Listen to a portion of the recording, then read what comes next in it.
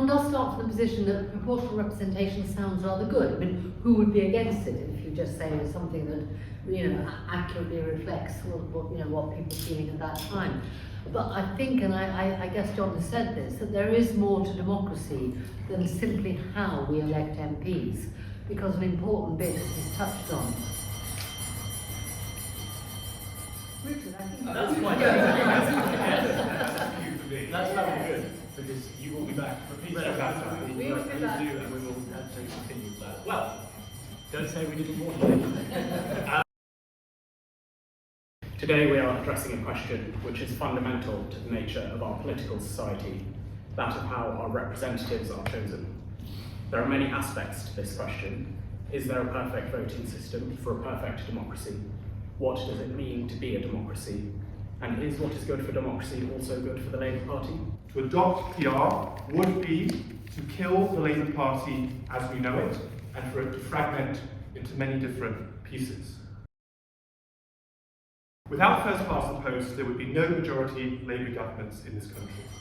Any Labour government formed under a proportional system would have to be cobbled together as a coalition with what Dennis Healey used to call the odds and sods. Because Labour has never won a majority, 50% or more, of the popular vote in a British general election. In addition, the vast majority of elections since World War II under first past the post has seen Labour win a greater share of MPs in the House of Commons than the share of the national popular vote. So yes, as a matter of self-interest, first past the post is good for Labour. Now, if we think that politics is about basically assembling a focus group calculated minutely to reflect the opinions of the country, that's one way of looking at it. Another way of looking at it is, firstly, politics is a way, and elections are a way of electing who represents you locally, and also deciding who is going to be the government. And that is a very different question. And therefore the question that should be addressed, does this become a better and more effective and a more efficient way to elect, and equally important in a democracy, to unelect and to throw out a government? So I think, anyway, I've made some points to begin with, which is about that democracy being about getting rid of government, but also a system that has at its heart a robust opposition. And that clear distinction between government and opposition is a really, it's quite interesting. Our opposition in this country is called His Majesty's Loyal Opposition. It is part of our fabric, but those two have to be to know that they can change places. The Free Democratic Party, the FDP, which John mentioned in Germany, was for decades like the turd that wouldn't flush. The German FDP, who've just bailed out of this coalition and precipitated an election, they got 91 seats on the list. They got no seats in the constituencies. Yet the FDP, whether it was Schmidt or whether it was Kohl or whether it was Schulz, it's the FDP who have decided each time who is actually going to be the Chancellor of Germany, and yet they represent no localities. The FDP was in every German government from 1949 to 1998 with just two brief spells in opposition, a total of 42 out of 49 years. Now, how is it democratic that a party which consistently polled between 6 and 10% of the vote should be in government for 86% of that time?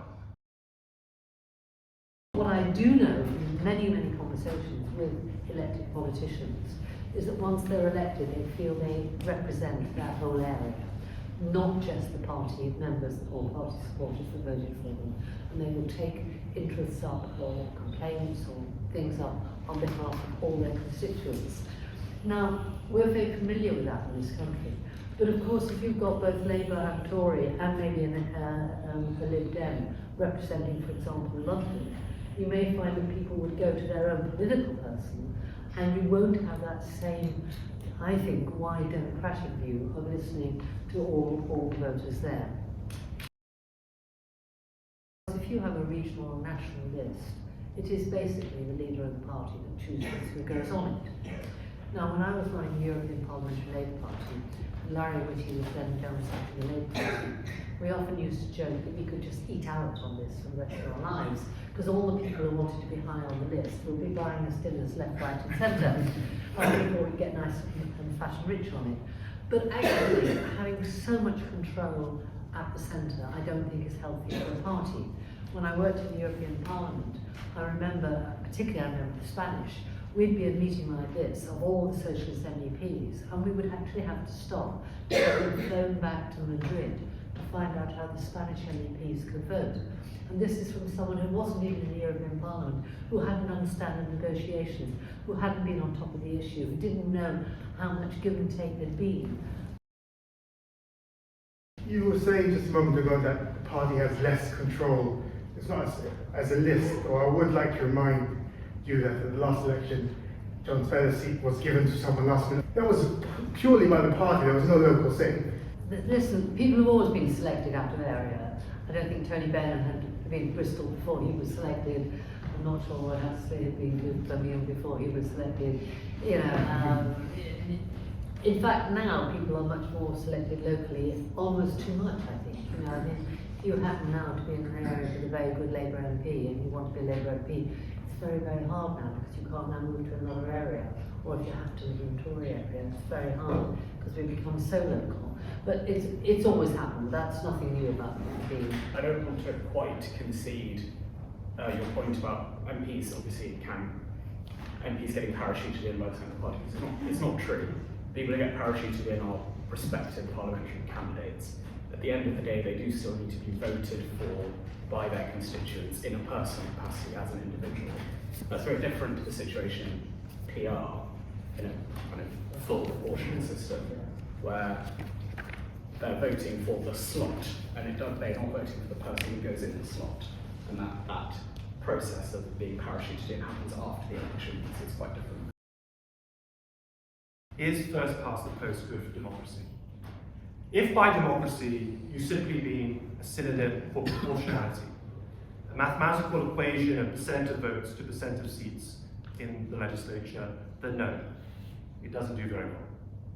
But if by democracy you mean accountability, the public's ability to see before they vote the policy programme of the prospective government, to make an informed choice about the policy programmes of the prospective government when they vote, and to remove unpopular governments at ease when they have problems with how they governed, then yes, first past the post does really rather well.